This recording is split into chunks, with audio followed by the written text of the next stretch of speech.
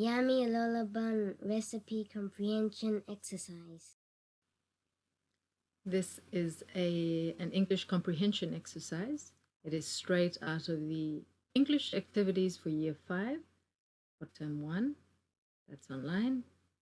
And it is actually the first exercise. And the first thing that the activity sheet opens up with is the recipe. So ingredients are just everything you're going to put into the mix. Then the method is how you will do it. So line by line, it tells you how to use the ingredients to make the Lolo buns. So first you put in the mixing bowl all the dry ingredients. And the second step is lukewarm water. You add it to the dry ingredients and mix it all up. You just knead it into a dough. And if you don't know what kneading is, I have some footage that I'll show you later. So it's just mixing the dough with your hands. Then you put the dough onto a floured surface and you cut it in half. And why they put it onto a floured surface is you put the flour first and then you put the dough on top. The dough is less likely to stick to the surface. Then you cut the dough up into little pieces. Then you roll each piece up into balls. Then you put the balls into a large pot. And it says greased pot. All that means is you put some grease into the pot all over the surface, the inside surface, of course. And normally the greasing is done with margarine or butter or some kind of oil. The next step is you cover with a tea towel and you let it sit in a warm, draft-free room 30 minutes until puff. The dough expands, becomes a bit fat. Draft-free, you might wonder what draft-free room means. A room where you don't have wind coming through. Because if you're trying to keep something warm for a little period of time, you really don't want the wind to come and cool it down quickly. So that's the reason for having draft-free room. One of the last things you do is pour coconut milk into the pot until it's leveled with the rolled dough. Leveled just means up to the same level as the top of the little dough balls.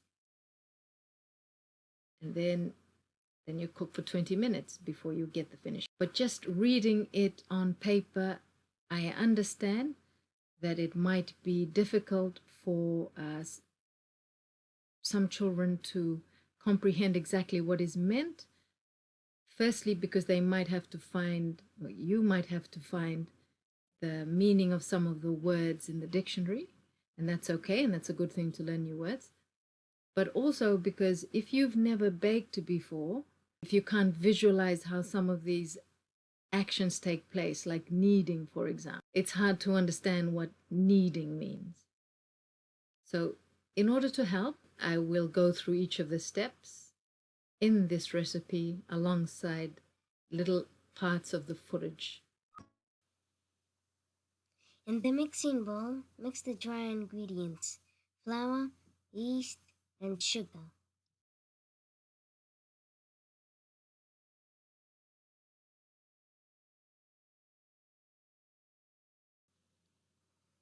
Pour 2 cups lukewarm water with dry ingredients and mix them together. Knead into a dough until it is smooth and fluffy.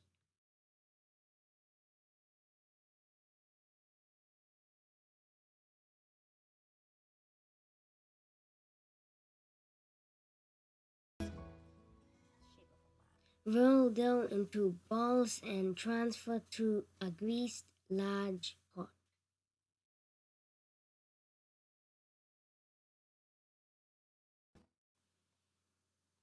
Pour the coconut milk into the pot until it is leveled with the rolled dough.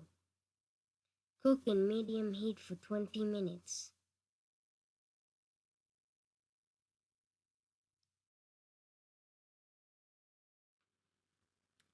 Okay, on to our comprehension exercise, the section B.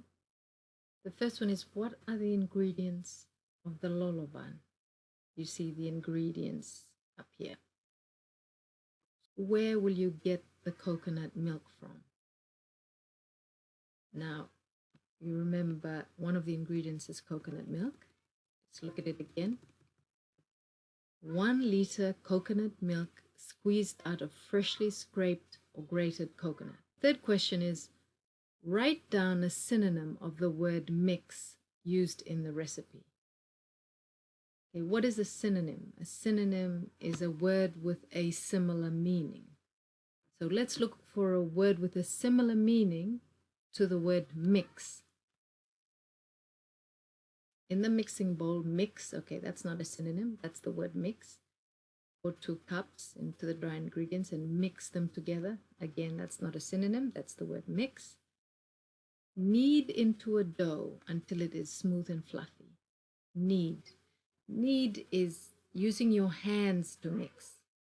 So it's not mixing with a spoon, it's using your hand to mix something.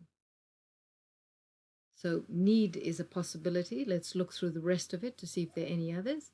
Turn dough out onto the floured surface and cut in half. There's no mixing mentioned there. Continue cutting dough. No, cutting is not mixing. Roll dough into balls. Well, rolling something is not the same thing as mixing. And transfer. Transfer is just to take from one spot and put it in another spot. Transferring it also is not mixing. Cover with a tea towel. Cover, no, cover is not mixing. And let them sit, no, sitting is not mixing. Pour the coconut milk.